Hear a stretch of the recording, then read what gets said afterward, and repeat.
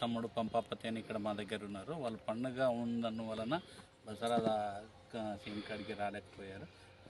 Pampapathi already వచ్చే ఉన్నారు. ఇక్కడ మన ఈవీఎల్ ప్రోడక్ట్ సిన్స్ ఫ్రమ్ అంటే ఒక 5 సంవత్సరాల నుండి యూజ్ చేయడం జరుగుతున్నది.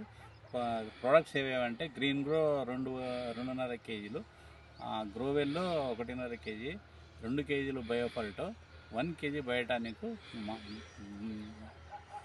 ఏమంటారు మట్టిలో కానీ ఉసుకలో కానీ పేడ ఎరువులో కానీ మనం మంచి కలిపి స్ప్రెడ్ చేస్తూ ఉన్నారు. 1 ఎకరాకు ఇది మనం రికమెండ్ చేయడం జరిగింది. ఏడాదిలో 3 సార్లు ఒక 3 సంవత్సరం నుంచి వాడుతున్నారు. 3 డోజెస్ సేమ్ డోజెస్. తర్వాత స్ప్రేలన్నీ మన బక్టరాల్ కానీ అవసరం పడినప్పుడు అల్ట్రా స్పెక్ట్రమ్ కానీ బయాలజిక్ కానీ బయోటానిక్ కానీ బయోఫార్టిక్ కానీ న్యూట్రియంట్ కానీ ఇవన్నీ వాడుతున్నారు రెగ్యులర్గా. దానివల్ల వాళ్ళకు పెస్ట్ మేనేజ్మెంట్ డిసీజ్ మేనేజ్మెంట్ కూడా ఏమంటే పట్టొచ్చేసింది.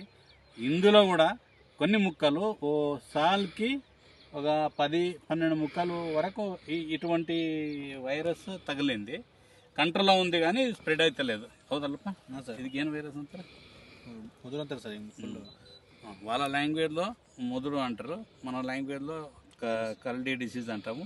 ఇన్వర్డ్ ఉండొచ్చు, అవుట్వర్డ్ ఉండొచ్చు, లేదా జెమినీ వైరస్ అని అక్కడ వరంగల్ సైడ్ అంటారు. ఇది మాత్రం ఇది మనం ఇన్ని స్ప్రేలు కొట్టినా కూడా కంట్రోల్లో ఉంది కానీ దీని ముక్కని ఖరాబ్ చేస్తలేదు, స్ప్రెడ్ చేస్తలేదు.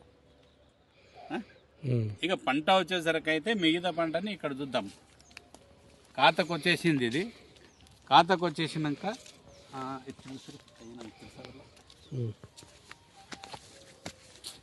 ఈ కాతకు అనేది కింది పై నుంచే ఉంది. కింది పై నుంచి ಮಂಚಿ ಕಾತ ಒಂದು ಹೆಂಗಿದಪ್ಪ ಇದು ಬೆಳೆ? ಚೆನ್ನಾಗಿದೆ ಸರ್. ಎಷ್ಟು ಬರ್ಬೋದು ಒಂದು ಎಕರೆಗೆ ಇದು ಈಗ ಹಸಿ ಕಡಿದ್ರೆ? ಇವಾಗ ಬರುತ್ತೆ ಸರ್ ಒಂದು ಕ್ವಿಂಟಲ್ 10 ಕ್ವಿಂಟಲ್ ಬರೀ ಹಸಿಕಾಯಿ ಹರಿದ್ರೆ. ಹಸಿಕಾಯಿ ಹರಿದ್ರೆ 10-15 ಹಂಗೆ ಬರುತ್ತೆ ಸರ್. ఇదిగో ఈ ಥರ ఇక్కడ ಹೇಳ್ರಿ. ఇది ఈ రకంగా ఉంది. పంట మాత్రం సమానంగా ఉంది. ఈ రైతు కూడా చెప్తే ఏం కదప్ప ಸಮಾನ ಸರ್. ಸಮಾನ. ನಿಮ್ಮದು ಈಗ ಸಿಂಥೆಟಿಕ್ ಬಳಸ್ತಾ ಇದ್ದಾರಲ್ಲಿ ಅದಕ್ಕೂ ನಿಮಗೂ ಇದು ಏನು ವ್ಯತ್ಯಾಸ ಇದೆ? ಏನು ವ್ಯತ್ಯಾಸ? ಸ್ವಲ್ಪ ಏನೋ ವ್ಯತ್ಯಾಸ ಇದೆನಾ ಇಲ್ವಾ? ಖರ್ಚಿನಲ್ಲಿ ಜಾಸ್ತಿ ಕಡಿಮೆ ಏನು ಅಂತದ? ನೀವು ಪಕ್ಕದಾಗೆ ಇರ್ತಿರಲ್ಲ, ನಿಮ್ಮ ಅನಿಸಿಕೆ ಹೇಳ್ರಿ. ಅಣ್ಣವ್ರ ತೋಟ ನಿಮ್ಮ ತೋಟ ಬೇರೆ ಅಂತಂತ ಇಲ್ಲ ನಾನು. ಅಲ್ಲಿ ಚೆನ್ನಾಗಿರ್ಬೋದು, ಇಲ್ಲಿ ಚೆನ್ನಾಗಿದೆ ಸರ್. ಅದಕ್ಕೆ ಕಂಪೇರ್ ಮಾಡಿದ್ರೆ ಆಮೇಲೆ ಮಣ್ಣಿನ ಗುಣಮಟ್ಟ ನೋಡಿ ಪಂಪಾಪತಿ ನೀನು ಬೇಕಿದ್ದೀರಿ. ಇವಾಗ ನಿಮ್ಮ ಪಕ್ಕದಾಗೆ ತೋಟ ಇದೆ, ಹೋಗೋಣ. ನೀವು ತುಳಿದು ನೋಡಿ ಹೆಂಗೆ ಅನಿಸ್ತಾ ಇದೆ?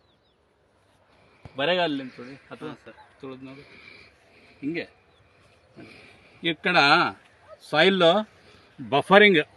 బఫరింగ్ మెకానిజం బాగా జరగడం వల్ల ఇది ఒక వెన్నపు లాగా తయారైంది. మట్టి పొడిగా ఉంటుంది. అందువల్ల చెట్లు కూడా ఏర్లు కూడా బాగా ఇచ్చుకొని ఊపిరాటంకి బాగా ఉపయోగపడుతుంది. దానివల్ల ఏర్లు, పై ఏర్లు, కింది ఏర్లు చిన్న స్ప్రెడ్ అవ్వడం వల్ల అది న్యూట్రియంట్ బాగా తీసుకుంటుంది. కాబట్టి ఇది మ్యాచురేషన్ స్టేజ్ ఇంకా రాలేదు. ఇంకా 2-3 మంత్స్ పడుతుంది దీనికి హార్వెస్ట్. ఇప్పుడైతే పచ్చిమిరపకాయలే స్టార్ట్ అయినాయి. అది కూడా ఒకే సైజులా ఉంది.